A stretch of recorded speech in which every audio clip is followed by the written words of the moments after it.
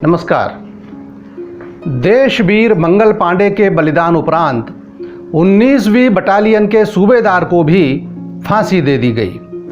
तलाशी के दौरान उनके पास से जो कागज पत्र मिले उनसे यह माना गया कि 19वीं बटालियन और 34वीं बटालियन ने मिलकर विद्रोह का षड्यंत्र रचा था। इसलिए इन दोनों बटालियनों से शस्त्र रखवाकर सभी को नौकरी से भी निकाल दिया गया। अंग्रेजों के हिसाब से यह एक दंड था, किंतु सिपाहियों ने उसे अपना सम्मान माना। हजारों की संख्या में सेना की टोपियां हवा में उड़ती दिखाई दी। अब वे दिन लग चुके थे जब कोई विदेशी आकर हिंदुस्तानियों को अपनी टोपी पहनाए। सबने फेंक दी दास्ता की टोपियां। मंगल पांडे के बलिदान से केवल बंगाल में ही नहीं, पूरे देश में चेतना की लहर का प्रभाव दिखाई देने लगा। अंबाला में रात के अंधेरे में विदेशियों और उनके सहयोगी देशद्रोहियों के घर जलने लगे। उससे भी बड़ी बात यह है कि आग लगाने वाला कोई पकड़ में ही नहीं आता था। हजारों रुपए का इनाम घोषित करने के बाद भी नहीं। यद्यपि 31 मई को एक साथ पूरे देश में क्रांति की ज्वाला भड़के, यह बात सबको स्वीकार थी, किंतु तेजस्वी सिपाहियों को अपनी भावनाएं काबू में रखना मुश्किल हो रहा था। मेरठ में 6 मई को घुड़सवार पलटन को विवादास्पद कारतूस देने का प्रयास हुआ, किंतु 90 सैनिकों में से 5 ने भी उन्हें नहीं छुआ। उन सभी का कोर्ट मार्शल कर 10-10 वर्ष के सश्रम कारावास की सजा सुना दी गई। इतना ही नहीं तो 9 मई को तोपखाने की मार के पहरे में इन 85 सिपाहियों को ऊंचाई पर खड़ा करके शेष देसी सिपाहियों की आंखों के सामने उन लोगों के कपड़े उतरवाए गए और उनके हाथों पैरों में भारी भारी हथकड़ी बेड़ियां ठोक दी गईं। तोपों के सामने बेबस शेष सिपाही अपनी बैरकों में लौटे। गुस्से से तो उबल ही रहे थे। ऊपर से जब शहर के बाजार में गए तो जेल भेजे गए सिपाहियों के परिवार की महिलाएं उन पर फप्तियां कसने लगीं। वे तो जेल भेजे गए और तुम मक्खियां मारते फिर रहे हो। थू है तुम्हारी जिंदगी पर। मर्द हो तो कारागृह के वीरों को छुड़ा कर लाओ। सिपाहियों को रात गुजारना मुश्किल हो गया। गुप्त समिति के नेता समझा रहे थे 31 मई का इंतजार करो, लेकिन सब्र का बांध था कि टूटा जा रहा था। दिल्ली खबर भेज दी गई, आप लोग तैयार रहो, हम लोग तो 11 या 12 को ही आ रहे हैं। सुबह कोई भारतीय नौकर अंग्रेजों के यहां नहीं पहुंचा। तब तक अंग्रेजों को कानों कान खबर नहीं थी कि पूरे देश में क्या गुल खिलने वाला है। इतने गोपनीय ढंग से सारी व्यूह रचना बनाई गई थी, जबकि मेरठ के नागरिक, आसपास के ग्रामों के ठट्ट ग्रामीण, जो जिसके हाथ लगा वह हथियार लेकर शाम होते होते मेरठ आ पहुंचे। फिर जैसे ही चर्च में शाम 5 बजे का घंटा बजा, हर हर महादेव और अल्लाह अकबर के युद्ध घोष के साथ स्वर गूंजने लगे, मारो फिरंगी को। सबसे पहले कारावास में पड़े धर्मवीरों की बेड़ियां काटी गईं। उसके बाद कटने की बारी आई रविवार की प्रार्थना के लिए चर्च में इकट्ठा हुए अंग्रेजों की। कर्नल फिलिस घोड़े पर बैठे हमेशा की तरह डपटते हुए सामने आया तो एक सैनिक की गोली ने उसे व उसके घोड़े को मौत के आगोश में पहुंचा दिया। उसके बाद तो जो अंग्रेज मिला वह गारद किया गया। पूरा शहर हाथ में तलवारें, भाले, लाठियां, छुरियां लिए हुए सड़कों पर था। और अंग्रेज इतिहासकार कहते हैं 1857 में केवल कुछ राजे रजवाड़ों ने विद्रोह किया था। जिस किसी भवन पर अंग्रेजी हुकूमत के निशान थे वे सब आग के हवाले कर दिए गए। बंगले, कार्यालय जल रहे थे। आसमान धुएं से स्याह और लपटों से प्रकाशित हो रहा था। साथ ही वातावरण में संवेद नाद गूंज रहा था, मारो फिरंगी को। 2000 सिपाही तो पूर्व योजना अनुसार दिल्ली की जाने वाली तार तोड़कर अंग्रेजों के रक्त से रंगी अपनी तलवारें उठाए दिल्ली की ओर कूच कर गए। लेकिन मेरठ से अंग्रेजों का नामो निशान खत्म करने का जिम्मा संभाला मेरठ वासियों ने। अंग्रेज इतिहासकारों ने बड़ी शर्म से लिखा है, मेरठ में नेटिव सिपाही संख्या में कम थे, गोरे सिपाहियों की राइफलमैन्स बटालियन भी थी, उत्तम तोपखाना भी उनके पास था। इसके बावजूद इस आकस्मिक हमले ने उनकी सिट्टी पिट्टी गुम कर दी, अव्यवस्था पैदा कर दी। खैर, मेरठ के क्रांतिवीर यमुना का पुल पार कर दिल्ली की प्राचीर से भिड़ गए। 54वीं पलटन को लेकर कर्नल रिप्ले उनका सामना करने निकला। लेकिन यह क्या, जैसे ही मेरठ के सैनिकों ने नारा बुलंद किया, फिरंगी राज्य का नाश हो, बादशाह की जय, दिल्ली की सेना ने भी जवाबी गर्जना की, मारो फिरंगी को।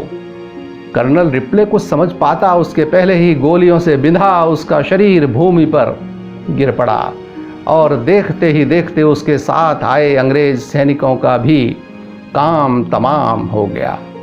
दिल्ली के कश्मीरी दरवाजे और कलकत्ता दरवाजे से बेरोक टोक स्वतंत्रता का यह हरावल दस्ता दीन दीन के नारों के साथ दिल्ली में प्रवेश कर गया। उसके बाद तो दरियागंज के यूरोपीय बंगले जलाकर शस्त्रधारी सिपाही और सहस्त्रों शहरवासियों का हुजूम घर घर में गोरे रक्त को सूंघने लगा। जहां भी गोरा सिर मिला, भाले की नोक पर टांगा गया। यह हुजूम जब दिल्ली के राजमहल में बादशाह का जय घोष करते हुए घुस रहा था, सीढ़ियों पर कमिश्नर फ्रेजर खड़ा दिखाई दिया। मुगल बेग नामक सिपाही ने उसे एक थप्पड़ रसीद किया। उसके बाद तो कब उसका क्षत विक्षत शरीर भीड़ के पैरों तले कुचला गया, पता ही नहीं चला।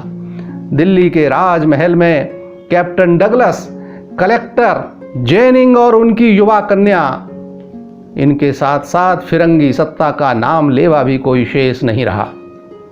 तब तक मेरठ का तोपखाना भी वहां आ पहुंचा और उसने राजमहल के सामने 21 तोपों की सलामी दी।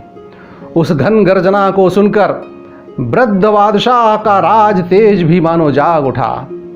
बाबर से अकबर तक की पुरानी स्मृतियां उसके सामने सजीव हो उठी, लेकिन संकोच अभी शेष था।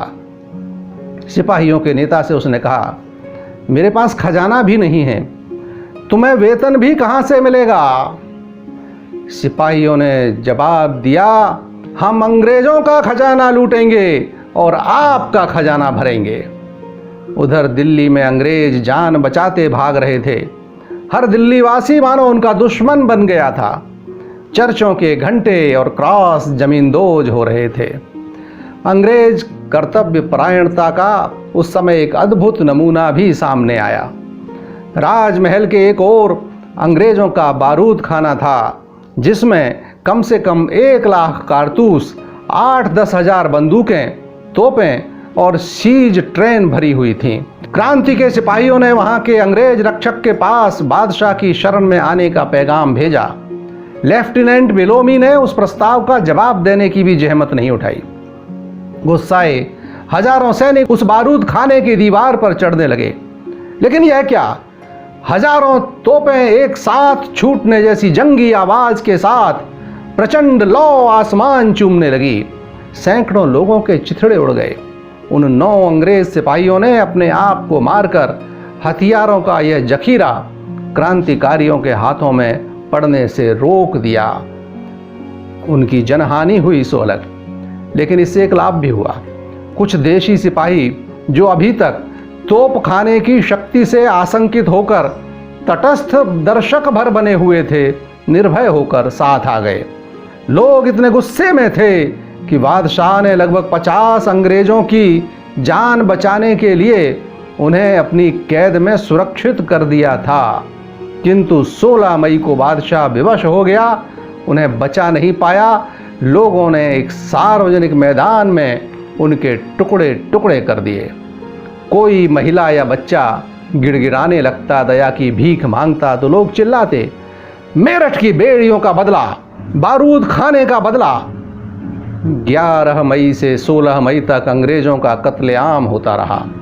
बचने को जो लोग दिल्ली से बाहर भी भागे, उनमें से भी अधिकांश आसपास के गांवों में मार दिए गए। इसे राजाओं का विद्रोह कौन कह सकता है?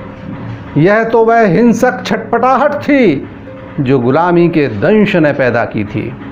यह आम जन पर अंग्रेज जुल्म सितम का प्रतिकार था जो मौका पाते ही उन्होंने लिया। बादशाह तो केवल नाम मात्र का शासक था, यह युद्ध तो आम जन ही लड़ रहा था। यह अलग बात है कि इस आकस्मिक विद्रोह से क्रांति के स्थान पर अंग्रेज़ों को अधिक लाभ हुआ। यदि 31 मई को ही एक साथ पूरे देश में स्वतंत्रता की धुंध भी गूंजती तो अंग्रेज उसके सामने टिक नहीं पाते, क्योंकि उस समय बैरकपुर से आगरा के बीच केवल एक अंग्रेज रेजिमेंट थी, दानापुर में। मेरठ के क्रांतिनाद ने अंग्रेज़ों को सतर्क कर दिया, जबकि क्रांति के योद्धा असमंजस में पड़ गए कि आंदोलन शुरू कर दिया जाए या 31 मई तक रुका जाए। इस स्तब्धता का लाभ लेकर अंग्रेजों ने चीन की ओर जाने की मुहिम रोक दी। रंगून की गोरी रेजिमेंट कलकत्ता आ गई। ईरान से भी लड़ाई खत्म कर सेना वापस बुला ली गई। इसके अतिरिक्त जिस अधिकारी ने सबसे बड़ा काम किया उसका नाम था जॉन लॉरेंस। उसने सिखों को समझाया, उन्हें याद दिलाया कि मुस्लिम शासकों ने उनके गुरुओं के साथ क्या किया था। अंग्रेज राज हटाकर मुस्लिम बादशाह का राज्य लाना क्या उनके लिए उचित होगा? फूट डालो और राज्य करो की यह नीति एक बार फिर कारगर हुई। इस स्वाधीनता संग्राम में हिंदू मुसलमान एक साथ आकर जूझे, लेकिन सिख अधिकांशतः न केवल अलग रहे बल्कि अंग्रेजों का साथ देते दिखाई दिए। पंजाब अन्यायपूर्वक हड़पा, महाराज रंजीत सिंह की धरोहर कोहिनूर छीना। इसके बाद भी देश का दुर्भाग्य कि उसकी यह शक्तिशाली भुजा 1857 में शत्रु के साथ रही। पटियाला, नाभा और जींद रियासतों को जब बादशाह की तरफ से क्रांति में साथ आने का निमंत्रण भेजा गया तो उन संदेश वाहकों को ही मार दिया गया। इन तीनों रियासतों ने अंग्रेजों की हर तरह से मदद की। यह ध्यान देने योग्य है कि ये तीनों रियासतें गुरु द्वारा दिए गए आशीर्वाद से बनी हुई मानी जाती हैं।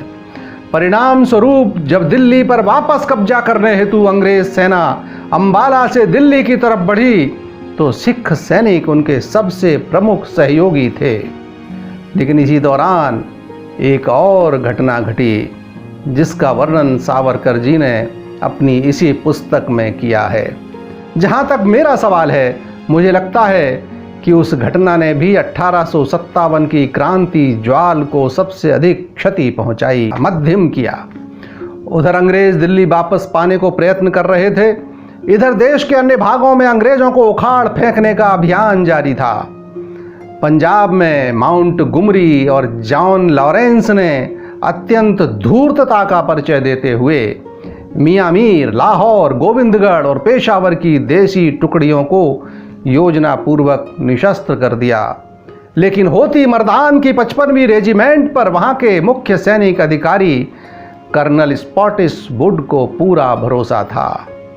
लेकिन 24 मई को जब उसे यह ज्ञात हुआ कि पेशावर से अंग्रेज सेना इस टुकड़ी के विरुद्ध कार्यवाही करने आ रही है तो उसने ग्लानिवश आत्महत्या कर ली। इस घटना से आहत सभी सिपाही भी खजाना लूटकर वहां से दिल्ली की ओर रवाना हो गए। लेकिन निकलसन के नेतृत्व में अंग्रेज टुकड़ी ने उनका पीछा किया। दोनों ओर के सैकड़ों लोग मारे गए, किंतु शेष लड़ते लड़ते सरहद के पार निकल गए। वहां की मुस्लिम जमातों ने उनका स्वागत बहुत ही भयानक ढंग से किया।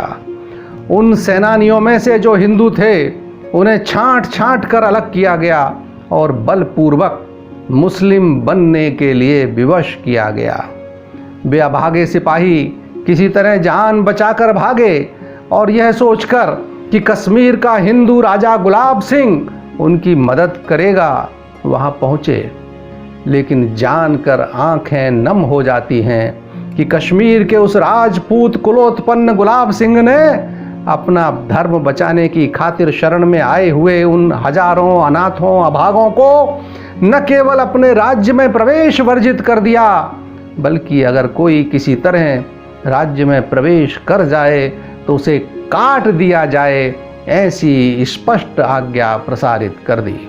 उसने अपना यह सुकृत्य अंग्रेजों के दरबार में बड़े गर्व से सूचित भी कर दिया। अब उन हिंदू सैनिकों के सामने दो ही मार्ग थे, सरहद पार कर जाएं और धर्मांतरण करें या मृत्यु का आवरण करें। अंग्रेजों ने कदम कदम पर इन वीरों का निष्ठुरता से कत्ल किया। जब वध स्तंभों पर एक साथ इतने लोग फांसी पर नहीं चढ़ाए जा सके तो तोपों के मुंह खोल दिए गए। 1000 हिंदू वीर पलक झपकते मार डाले गए। देश और धर्म हित में 55वीं रेजिमेंट का यह बलिदान आजाद भारत में भी नई पीढ़ी को शायद ही कभी बताया जाए, लेकिन आइए हम और आप तो उन्हें अश्रु श्रद्धांजलि प्रदान कर ही दें।